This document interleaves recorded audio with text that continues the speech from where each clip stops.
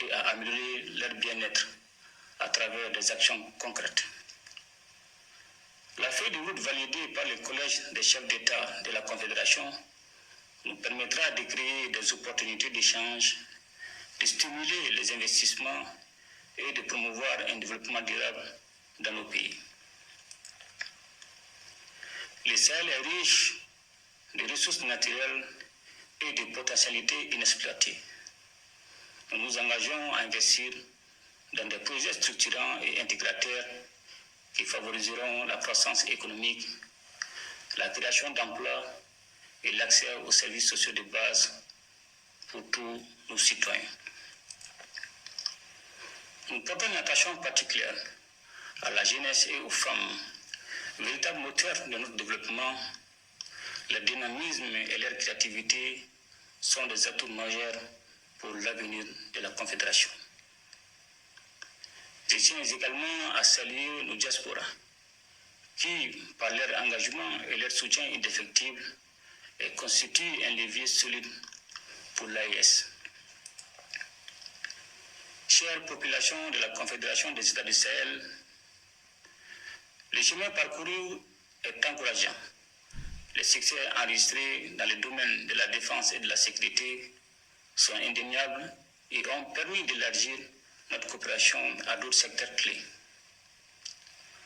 Nous travaillons désormais à renforcer notre intégration économique et sociale en favorisant la libre circulation des biens, des services et des personnes. Nos économies sont complémentaires, mais elles font face à des défis. C'est pourquoi nous avons pris l'initiative de mutualiser nos efforts dans des domaines stratégiques tels que les investissements, la fiscalité et l'exploitation des ressources naturelles. La création d'une banque d'investissement et d'un fonds de stabilisation est en cours et nous nous attellerons à mettre en place les infrastructures pour renforcer la connectivité de nos territoires à travers les moyens de transport, les réseaux de communication et les technologies de l'information. Dans les jours qui suivent, il sera mis en circulation un nouveau passeport biométrique de l'AES dans le but d'harmoniser les documents de voyage dans notre espace commun et de faciliter la mobilité de nos citoyens à travers le monde. Des projets culturels, sportifs et éducatifs sont également en cours pour renforcer l'unité de nos peuples. La création d'une chaîne d'information commune est également prévue afin de promouvoir une diffusion harmonieuse des informations dans nos trois États. Chère population de la Confédération des États du Sahel, nous réaffirmons aujourd'hui notre volonté de consolider chaque jour les liens de coopération, d'intégration et de solidarité entre nos populations et d'œuvrer ensemble pour que le Sahel devienne un espace de paix, d'entente et de prospérité. Je voudrais donc vous exhorter à vous investir davantage pour la réussite de la Confédération, à soutenir les actions des États et à œuvrer pour la réussite de ce projet historique qui conditionnera notre avenir commun. Ensemble, nous ferons de la Confédération des États du Sahel un modèle d'intégration et de développement pour toute l'Afrique. Vive la Confédération des États du Sahel, vive la solidarité entre nos peuples et que la paix et le progrès rayonnent sur notre région. Je vous remercie. Bouya! On est très bon. Hein? Regardez ça. On est très très bon. On est très très bon. Voilà, bon, je vais mettre ce stop là avant de faire mon speech. Voilà. Bonjour à tous, Doubian, c'est mon surnom sur le net, je suis accessoirement, mais accessoirement seulement spécialiste de la France. En revanche, je suis un panafricain convaincant, un panafricain convaincu. Tout naturellement.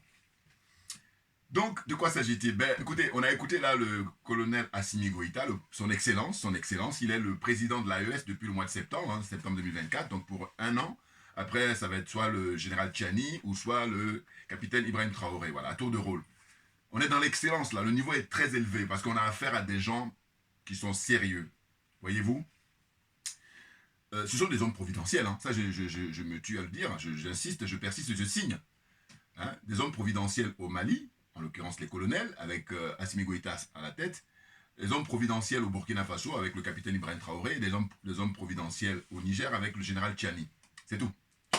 Et c'est une chance historique. Vous voyez, c'est des gens sérieux qui sont en train de travailler, mais on les empêche de travailler. Parce que malheureusement, il y a le prix à payer. Je dis bien malheureusement parce que pour moi, vous savez très bien ce que j'accorde pour la vie humaine. Je dis la vie humaine étant sacrée.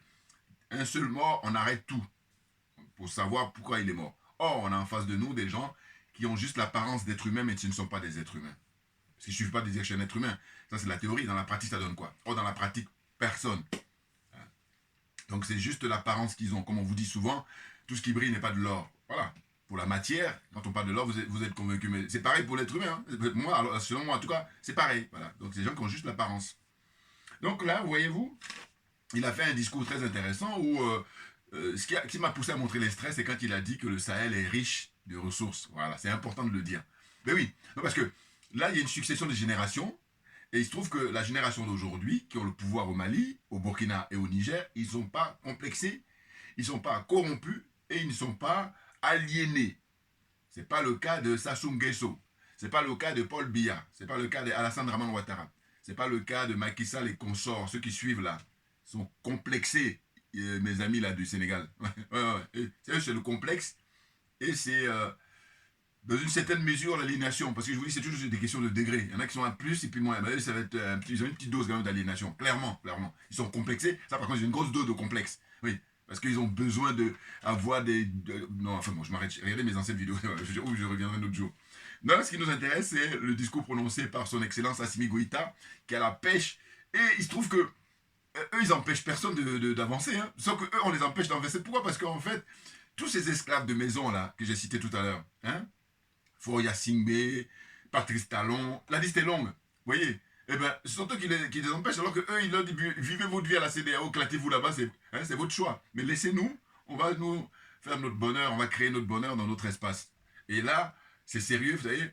Récemment, il y avait le capitaine Ibrahim Traoré qui lui avait décidé de mettre en place le passeport biométrique pour les ressortissants du Burkina Faso. Et là maintenant, ça y est, il enfonce le clou, le colonel Assimi Goïta, parce qu'il dit non, il va y avoir un passeport biométrique très bientôt qui concerne l'espace AES. Le Mali, le Burkina et le Niger. Donc les ressortissants de ces trois pays-là, ils vont pouvoir voyager facilement, aussi bien hein, dans leur espace, et puis à l'étranger. Vous voyez? Donc c'est du lourd, c'est du sérieux. En peu de temps, hein, ils sont au pouvoir depuis 2020, donc ça fait 4 ans, regardez ce qu'ils réalisent. Et en plus, on les empêche, parce que là, tous les colonialistes, tous les France-Africains, tous les impérialistes, là, ils sont tous en coalition. Hein, et regardez là le nombre de morts qu'il y a eu au nord du Mali. Je vais revenir là-dessus naturellement. Hein, comment dire? Ils ont fait un complot international, et il y avait tous les pays, hein, pratiquement, en tout cas tous les pays, pas à 100%, mais hein, les pays de l'OTAN, là, voilà, les adeptes de l'OTAN, ils étaient là-bas. Il y a la liste, hein. Il faut regarder sur Internet. Hein, il y a même les pays africains, là, dont la Côte d'Ivoire, ils ont apporté leur contribution de soldats. Hein, et puis, ils ont pu assassiner des soldats maliens. Mais, toujours est-il que, comme ils sont déterminés, eh ben, ils continuent pour reconquérir l'intégralité du territoire malien. C'est ça. Et il se trouve que Tizawaten, c'est là-bas dans le nord du Mali, et qui fait le sud de l'Algérie. C'est, paraît-il, un endroit qui est partagé en deux. Vous avez une partie, algérienne et une partie malienne. Un peu comme on va parler de Berlin, où à l'époque, il y avait Berlin-Ouest et Berlin-Est. Vous voyez? Maintenant, il y a eu la réunification et tout. Alors qu'on a affaire à des corrompus en Algérie. Et j'ai un collègue qui est algérien, et lui, j'ai beau lui expliquer, mais il fait preuve de mauvaise foi, comme Linda Larbaoui. Mais je dis quoi? Je dis, bon voilà, il faut regarder l'émission du frère Iboussi. Iboussi, c'est un frère malien qui est panafricain, fait des vidéos, il fait des analyses, il explique. Lui, ce qu'il a fait, c'est que Linda Larbaoui, c'est une Algérienne, hein, moi je la soupçonne même d'être agent secret, elle intervient sur Afrique Média. Mais je me dis, mais voilà, Afrique Média, c'est toujours pareil. Je vous dis, avec Afrique Média, on ne peut pas jeter le bébé et l'eau du bain. Voilà. Le bébé étant l'instrument Afrique Média. Maintenant, l'eau sale, là, il faut les jeter Linda Larbaoui, tout ça. Ben oui. Non, mais franchement, Moi, je ne la sentais pas, cette dame. Je ne la sentais pas. Je vous dis, mais là, donc maintenant, quand je vois comment... Il faut regarder, quand on lui parle maintenant de comment on appelle ça, la tension qui existe entre le Mali et l'Algérie, son pays d'origine, mais elle part dans une espèce de, comment dire ça, démagogie, d'espèce de escroquerie morale, de mensonge, de manipulation, mais c'est impressionnant. Et donc, lui, il a décortiqué, c'est-à-dire qu'il a pris ses interventions, et puis à chaque fois, voilà, moi, c'est pas manque de moyens. Sinon, c'est un truc dont je rêve, évidemment. C'est parce que c'est un plaisir, ça. Prends l'interview de quelqu'un ou son, je sais pas moi, allocution ou son discours, et puis tu décortiques. Moi, je serais très à l'aise pour faire ça. Mais il faut avoir les moyens. Bon. Donc, je vous encourage à regarder la chaîne du frère Iboussi. Hein, Ibou, et puis si c'est SY, tout simplement. Et vous allez voir, vous mettez ça, et puis vous mettez l'île à la Baroui, vous allez voir, voilà. Mais c'est incroyable. En fait, il explique tout. Hein. Et c'est vrai que moi, j'ai fait des vidéos, ça remonte il y a 5-6 mois, où je parlais justement de la question, l'Algérie qui héberge, comment dire ça, l'imam Diko et puis les opposants là, au régime actuellement au Mali. Vous voyez. Et puis, l'explication est simple. Quand les soldats maliens pourchassent les terroristes, ils sont, eux, choyés là-bas en Algérie. Ils sont soignés, ils sont avec le couvert, enfin, je veux dire, de la totale, quoi. Et là, je dis, mais ils nous prennent pour qui, enfin, parce que c'est ça leur problème, c'est que je vous dis. D'ailleurs, j'ai bien aimé l'information qui a été donnée par Linda Labaroui elle-même. Elle dit que la population algérienne est composée, il y a un quart qui est noir. Ah oui. Et bien moi, je vous dis, c'est toujours une question de moyens. Si j'avais les moyens, ça tourne là-dedans comme disait un collègue à moi quand il parle de moi. Oui, oui, ça tourne. Qu'est-ce que je préconise? On peut le faire, hein, mais j'ai pas le temps, c'est pour ça. Voilà, c'est ce que je voulais bien comprendre. Voilà. Parce que le temps viendra, mais pour l'instant, j'ai pas trop le temps. Vous voyez, la preuve en est, regardez là. Ces derniers temps, je fais pas les vidéos, mais parce que je suis très occupé là, c'est très tendu. Voilà. Voilà. Parce que c'est là, voilà. Faut se battre, c'est obligé, c'est la vie qui veut ça. Non, on va pas se battre à ta place. Donc on se bat, bien entendu, bien entendu. Bon, eh ben, figurez-vous que je dis, moi, j'aimerais bien faire une étude sur le nombre de Noirs au Maroc. Mais quand je dis Noirs, je ne parle pas des Noirs qui partent de maintenant au XXe siècle. Hein. Non, non, non. Les Noirs qui sont là-bas depuis toujours. Voilà. En Tunisie, en Algérie. Puis aussi en Libye. Tout. Mais on va s'intéresser aux trois pays là. Tunisie, Algérie et Maroc. Voilà. Maintenant, quand on va savoir le nombre exact, Linda Labaroui elle-même dit un quart. Donc on prend la population algérienne qui est de l'ordre de, je ne sais pas si c'est 45 millions, quelque chose comme ça, ou 50 millions. Bon, entre 45 et 50 millions. Eh bien, vous faites un quart.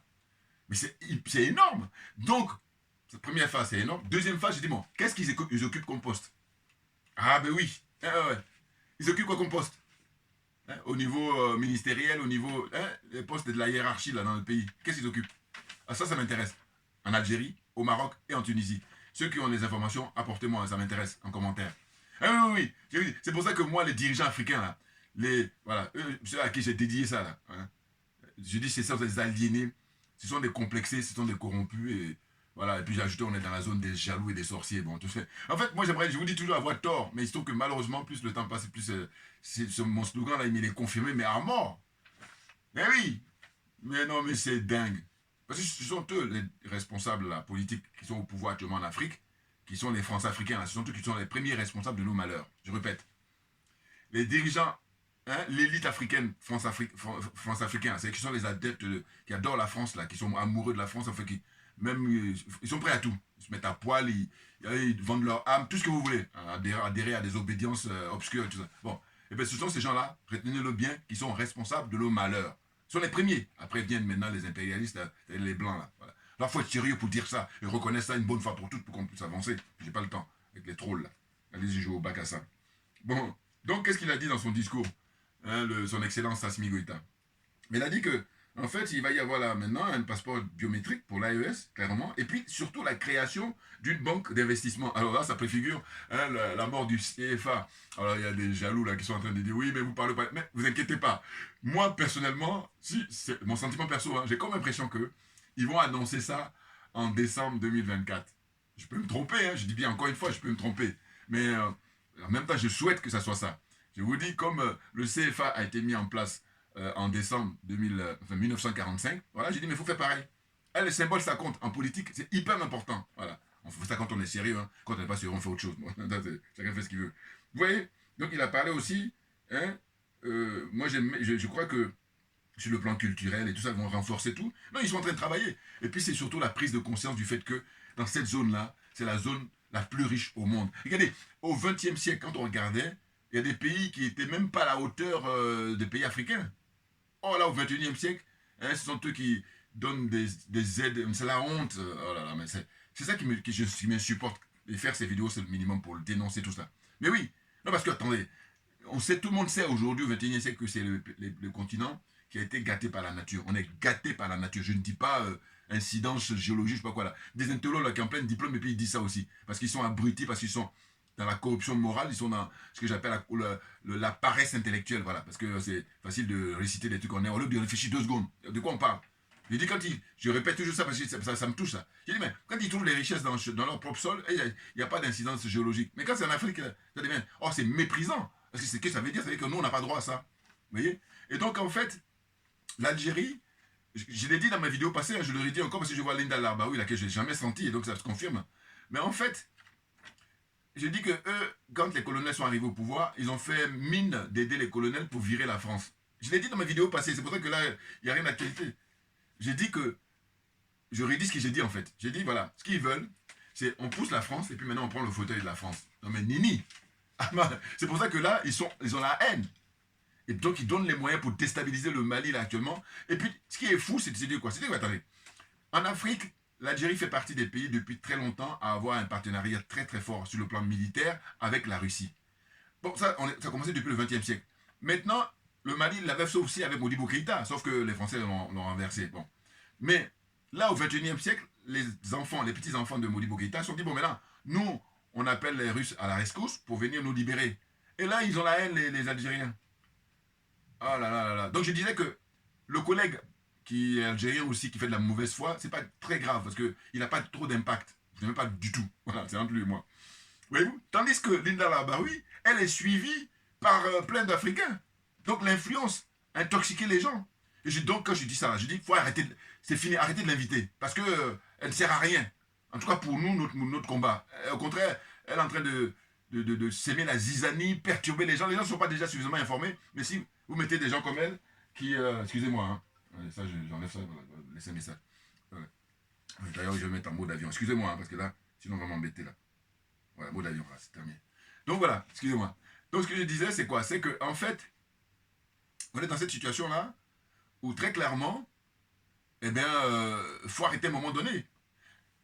Les pays ont été délimités malheureusement lors de la conférence de Berlin, hein, en 1884-85. Hein, les Occidentaux ils se sont fait plaisir. Bon, partagé comme un gâteau. Donc on doit respecter ça. Or, si on est sérieux, c'est de se dire, bon, nous qui nous définissons comme étant des panafricains, les vrais, les authentiques, on milite justement pour faire tomber toutes ces frontières-là. Mais on a avec nous des gens qui jouent contre leur camp. C'est ça le problème. Ce sont des corrompus, ce sont des aliénés, des complexés. C'est tout. Oui, ils jouent contre leur camp. Vous prenez un thème d'image au niveau du sport. Tu joues dans une équipe et toi tu marques contre ton camp. Et c'est ce que font les aliénés, les complexés, les corrompus. Et qu'est-ce que vous voulez que je dise d'autre? Voyez-vous? Donc il dit l'Algérie. Moi j'ai toujours défendu l'Algérie, mais c'était l'Algérie des années 50-60. C'est-à-dire les Ben Bella, Ahmed Ben Bella et puis les pères de l'indépendance, les FLN, qui ont lutté pour obtenir leur indépendance. Et c'est le Mali qui est un des rares pays d'Afrique noire à avoir aidé l'Algérie. Et aujourd'hui, au XXIe siècle, l'Algérie, au lieu de retourner l'ascenseur, pour que le Mali, justement, puisse aussi sortir, hein, obtenir son indépendance, sa souveraineté, eh bien non. Eux, justement, ça cache justement le racisme, je vous dis, mais c'est ça. Et c'est pour ça que j'en veux à mort aux dirigeants africains. Parce que je dis, ce sont les premiers responsables. Je vous dis, écoutez, dans la vie de tous les jours, que ce soit dans votre quartier, que ce soit au niveau du boulot, ou là où vous travaillez, quand vous respectez, les gens sont obligés de vous respecter. C'est la loi naturelle. C'est tout. Donc c'est pas aussi compliqué que ça. Donc si vous ne vous respectez pas vous-même, les gens ne vous étonnez pas que les gens ne vous respectent pas. Donc pourquoi je dis que j'en veux aux chefs d'État, c'est que c'est eux. Puisque je dis toujours que les dirigeants africains qui ont été assassinés, mais eux c'était des hommes dignes, incorrompus, des gens qui ne sont pas corrompus. Du coup, eux, si on ne les avait pas assassinés, mais aujourd'hui on avait tout. Voilà. Alors on a des corrompus là qui, eux, en fait, les miettes qu'ils ont, ils se contentent de ça et puis ils jouent les chiens de garde. Hein? Sassou Nguesso, chien de garde. Alassane Ouattara, chien de garde. Patrice Talon, chien de garde. Donnez-moi les noms, la liste est longue. Voilà. Hein? Tous ces gens-là. Faure Yassimbe, chien de garde. Qui encore? Que je n'ai pas encore cité. Hein? Vous les connaissez, hein? N'importe quoi.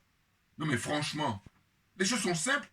Imaginez toujours ce que je me dis moi. Je dis, mais là on est à l'heure des réseaux sociaux, on est à l'heure d'Internet. Bon, la logique voudrait qu'on accélère les choses. On est en train de continuer le rôle de la route parce qu'on est sérieux. Mais il y en a qui font comme si ça n'existe pas, Internet. En gros, ce que je veux dire, c'est que tout le monde est informé maintenant. Donc, comme tout le monde est informé, c'est un peu comme on vous a pris la main dans le sac, mais ils continuent leur fuite en avant. Ah non, mais moi, c'est quand je dis. Je n'ai pas le temps, je n'ai pas le temps. Voilà, allez, chacun fait ce qu'il veut, mais moi, tu ne viens pas me perturber, ne pas me perdre mon temps. J'ai pas le temps. Voilà, donc va faire autre chose. Voilà, va vite ta vie là-bas. Voyez-vous? Donc là, franchement, les Algériens, je parle du dirigeant algérien, hein, ils sont corrompus. Et même, il le dit même dans l'émission, le frère Iboussi, là. Il dit, mais tout le monde le sait d'ailleurs, c'est une autorité publique, et ce sont les généraux qui dirigent l'Algérie depuis l'indépendance. Vous voyez, hein? Le président Boudia, il a été assassiné, mais il paraît que lui, c'était à l'époque un homme intègre. C'est la raison qui a justifié son assassinat. Parce que les généraux, ils ne veulent pas. Eux, ils veulent mettre là des pions, et puis ce sont eux qui continuent, eux, leur famille, hein, à bouffer tout l'argent de l'Algérie, toutes les richesses de l'Algérie. Ils ont confisqué ça. Hein.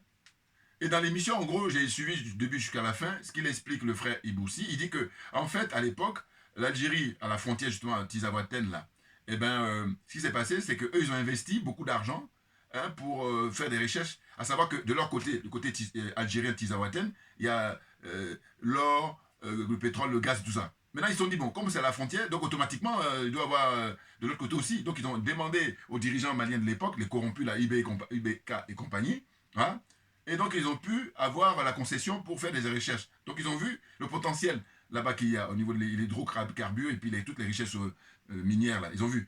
Mais entre-temps, eux-mêmes, ils ont reconnu qu'ils ont été empêchés par les Américains et les Français et tout ça. Les adeptes de l'OTAN les ont empêchés. Bon, mais ça, c'est pas le fait des dirigeants maliens. Mais en même temps, quand ils faisaient ça à l'époque, ils étaient contents parce que c'était pas des patriotes qui étaient au pouvoir au Mali à l'époque. C'est pour ça. Mais bien entendu. Or, aujourd'hui, depuis 2020, ce sont des patriotes qui sont au pouvoir. Et ça, ils n'aiment pas ça. Mais oui, parce que je dis toujours, ces gens-là, psychologiquement, je vous dis, moi, je vais beaucoup plus loin dans la réflexion. J'ai dit que le fait que l'homme noir, l'Africain, soit le dernier, ça les conforte. C'est pour ça que là, les années qui viennent, il y en a beaucoup qui vont se suicider. C'est pas mon problème. Voilà, c'est tout. Non, parce que moi, je pense toujours, je dis, depuis des siècles, le nombre d'Africains qui sont morts. Faut m'expliquer. Faudra m'expliquer ça. Et c'est ça, des morts artificielles. C'est tout. Non, mais franchement, et quand je parle de suicide, c'est dans le sens où ils ne vont pas supporter cette réalité-là, de voir que l'homme noir, l'Africain, c'est lui qui va prendre les manettes en main, parce que, regardez le chaos dans lequel on est, hein, à tout point de vue, voilà. Des gens qui se prennent pour Dieu, alors qu'ils ont juste même l'apparence d'être humain, mais ils se prennent pour Dieu, avec le petit pouvoir matériel qu'ils ont là. Comprenez? Comprennent qui veut, comprennent qui peut, voilà, parce que j'ai pas trop le temps. Bouillard, on est trop bon, attendez, je vous dis, on est très occupé à vraiment bagarrer, enfin bagarrer pour aller en thème trivial, mais en tout cas se battre pour pouvoir, faut résister, c'est obligé, voilà, parce que les autres en face, évidemment, ils savent le potentiel qu'on a, c'est pour ça qu'ils mettent les bâtons dans les roues tout naturellement, mais c'est la vérité qui finit par triompher, mais heureusement, ils sont dans le mensonge, hein, et leur religion c'est le mensonge, voilà, dans l'artifice, nous on est dans le naturel, c'est pour ça qu'on va toujours gagner, ça met du temps, c'est vrai, c'est pour ça qu'il faut résister, il faut patienter, il faut y croire, surtout, il faut y croire. Mais oui, si vous y croyez pas dans votre projet, c'est pas la peine, c'est pas quelqu'un vous aurez du mal à convaincre autrui, c'est clair. Vous voyez? Donc là, j'ai dit, pareil pour comment on appelle ça, les Algériens d'aujourd'hui, je les considère même comme des idiots parce qu'ils brandissent le drapeau partout, mais il faut faire focus sur vos dirigeants. Parce que là, il y a eu les élections récemment, l'autre, il a été élu, paraît-il, avec 94%, je sais pas quoi. Bon, vous me direz Alassane Ouattara aussi, mais moi, la différence entre mon collègue, c'est que moi, j'ai critiqué Alassane Ouattara, alors que lui, il n'ose pas critiquer. Ils sont malhonnêtes. Ça m'insupporte la malhonnêteté, franchement. Parce que je dis, si encore moi, j'étais du genre à soutenir des gens comme Alassane Ouattara, alors que je sais que c'est un grand dictateur qui joue contre son camp, là, mais non, tant que je veux que tu fasses de même. Oh là, non, ils n'ont pas cette force-là. Donc j'ai dit, bon, dans ce cas-là, ferme-la, assieds-toi et prends des notes. Voilà, parce que le débat dans lequel on est, le domaine dans lequel on est, vous n'êtes pas à la hauteur. Voilà. Là, vous êtes là pour faire diversion, vous êtes de mauvaise foi. Hein, donc on n'a pas, vous voulez perdre le temps des gens, non, il faut arrêter à un moment donné. On a tout est factuel. Vous regardez l'histoire ancienne, vous regardez les archives, vous allez voir que, je vous dis, quand la Côte d'Ivoire, le Sénégal, ils soutenaient la France pour que, comment on appelle ça, l'Algérie puisse rester française, et ben c'est le Mali qui a été donné tous les moyens, aussi bien humains que, comment on appelle ça, le territoire, pour que justement les résistants algériens puissent s'en sortir, puissent gagner leur guerre face à la France. Mais là, on a tout ça, et puis là, ils sont là. Mais ils savent au fond qu'ils sont dans l'imposture. Parce que si, évidemment, il y a un gouvernement fantoche, là, c'est-à-dire qui sont mis par eux, et bien là, ils ont le contrôle. C'est pour ça qu'ils tiennent beaucoup. Hein, ils tenaient, il faut qu'on conjugue ça au passé maintenant. Comment ils appellent ça, l'accord d'Alger. Voilà, où ils ont partitionné tout le territoire malien de manière à ce que ça soit à leur bénéfice. Mais là, les patriotes, en l'occurrence des hommes providentiels comme Assimi Goïta, hein, comme le ministre comment on appelle, la Défense, hein, c'est mes potes, mon pote, ça. Bouya, voilà. Eux tous, hein, ils sont des gens respectables. Voilà. Ils sont au service du peuple. Non, mais franchement. Et mon collègue, il croyait qu'il allait me décourager parce qu'il m'a envoyé une image ancienne là où on voit Assimi Goïta quand il était jeune, et puis jeune militaire, et puis il y a les militaires, enfin, ouais, les militaires enfin, américains. Mais j'ai dit, mais non, mais montre-moi l'image d'aujourd'hui, mec. Ah, mais oui. Non, parce que à l'époque, c'est pas lui qui était au pouvoir. Hein. Voilà. Faut juger quelqu'un qui est au pouvoir et non pas quelqu'un qui n'a pas le pouvoir. Voilà. Moi, je m'intéresse toujours à celui qui est au pouvoir. C'est ça. Et que si on se veut honnête, c'est ce qu'on doit faire. Sinon, on botte en touche, sinon, on fait diversion. Ça m'intéresse pas. J'ai pas le temps. Vous voyez? Donc, je me dis même que ce collègue-là, à un moment donné, je vais arrêter parce que. Alors qu'au fond de lui-même, tout ce qu'il dit, parce que c'est pas moi qui invente, là, tout est démontré, là. Donc, tu fais comment après? Mais en même temps, c'est le niveau des gens. Je vous le dis encore une fois, lui, c'est pas très grave, mais c'est Linda Labaroui, parce que l'impact qu'elle a, j'ai dit qu'il faut qu'Afrique Média arrête de l'inviter.